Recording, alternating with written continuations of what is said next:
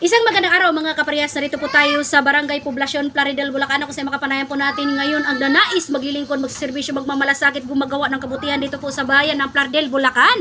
Siya po ay lalahok bilang ating kusihal ng bayan dito po sa bayan ng Plaridel, Bulacan na si Ginagalang Sir Raul Villapuerte Mariano Parico. Konsi, kumusta na po kayo?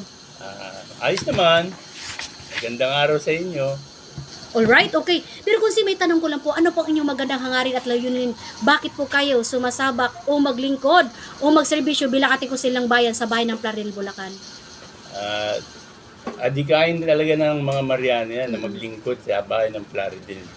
Okay. Yung pa yan siguro sa mga ninuno ko, lagyan ako ng konting dugo ng politiko na maglingkod, tumulong. Ayun. Alright, okay. Pero kung sakali nga po kayong pala rin ang pong may kapal na magserbisyo sa ating bayan ng Plaridel, Bulacan, ano po ang kanilang maaasahan sa inyo? At ano po ang inyong magandang mga adikain pa? Sa ngayon, kung sakali maluklok yan, talagang pag-iigihan ko ang pagtulong, lalo na ako'y naging isang barangay tanod, Opo. naging investigador, na kung paano makakarating yung kanilang allowance na yun sa isang buwan na napakaliit. Baka sakali makatulong ako, kung sakali nandyan ako, malaman ko kung pwedeng dagdagan, o ganyan. Tulong-tulong, yung mga nasa konseho, hingi akong tulong sa kanila. Ano, sa mga lalo din, dumaan din ako sa ganung hanap buhay na mag-tricycle, kung ginagabi, naghahatid, lahat na experience ba, na kung ganong kahirap, pagpunta sa palengke, ganyan. Kaya lahat na dadaing sa akin yan. Kaya yun ang gusto kong sa katuparan sa akin, sa pagpupo, sa pagpasok sa konseho. Alright, okay.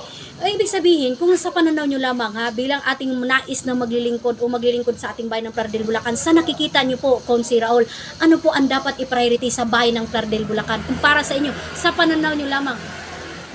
Sa akin pananaw, siguro, huwag na lang masyadong pag-isipan yung paggalaw sa palengke. Opo.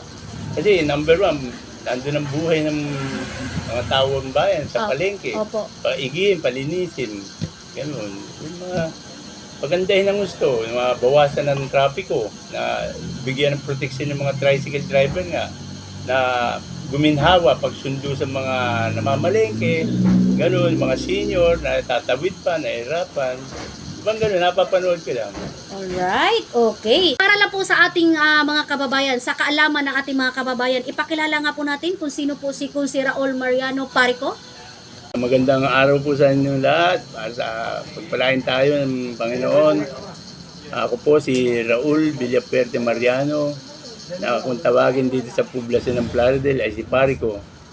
Ang aking adikain, unang-una, ako po ay retiradong bumbero. Halos 23 taon. Wow! Pagkatapos ko noon, maliliit pa yung mga anak ko, pinag-aral yun. Sa pag-retiro kong ganun, medyo gusto ko rin magkaroon ng income, nag-apply ako sa barangay. Natanggap naman ako na maging tanod, na ako naman, siyempre, bagong retiro, gusto ko lang makatulong din, nagtuturo sa mga safety, ganyan, sa mga barangay. Lahat ng natutunan kong safety sa paglilingkod sa mga sunog, ayan, tinuturuan kong kapwa ako barangay, mga barangay tanod. Tapos, pag hindi mo pwedeng kailangan wala kang income, kaya lumalabas din ako ng tricycle. Pamasahe ng mga anak ko yun sa tricycle, mga pambaon-baon, gano'n. So, yan po ang naman aking routine nung ako ay bagong retiro. Hindi yung porque may pera ako go nang go. Yun lang ako. Ngayon tapos na yung aking paglilingkod sa barangay tanod, sa halos 10 taon. Ngayon naman, bala ko ngayon maging aspirante na konsehal ng poblasyon ng buong Plaridel na pala. Tumakbo ko ng kagawad na hindi naman pinalad noon, kaya subukan ko ngayon na tumakbo ngayon ng konsehal ng buong Plaridel. Baka naman sakali po na matulungan nyo ko sa ganyang sitwasyon. Maraming salamat sa inyo na subukan nyo naman na medyo, nyari nga, bago. Walang karanasan, pero buong puso maglilingkod sa inyo. Wow! Alright, okay. Kung nanonood po ngayon ang ating minamahal na mga kababayan dito po sa kababayan natin sa bayan ng Plaridel, Bulacan, ano po ang inyong nais na mensahe at panawagan para sa kanila, Kunsi?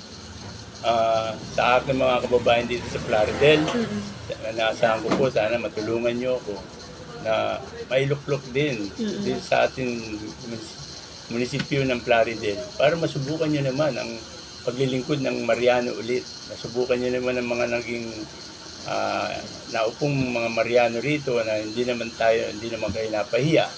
Subukan nyo rin ako. Ako naman may edad na handa lang tumulong, hindi naman payaman. Sa totoo lang. Kasi nga, wala na akong hangarin kundi maglingkod lang. Edad ko na to. Alright. Subukan nyo naman at ibalik ang Mariano sa ating konseho. Yan po ang akin lang po hinihiling sa Mayo at 12, 2025. Muli po mga ating mga kababayan, sana po pagbigyan nyo naman si Raul Mariano, pare ko, number 13 sa balota. Thank you po.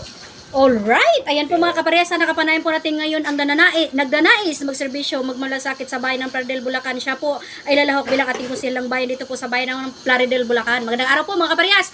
Lay Castro po ng Parehas. Ingat-ingat po kayo. Kunsi, in your family, God bless us all. Mabuhay ka, Kunsi Raul, hanggat gusto mo. Pari ko ng bayan. Yes.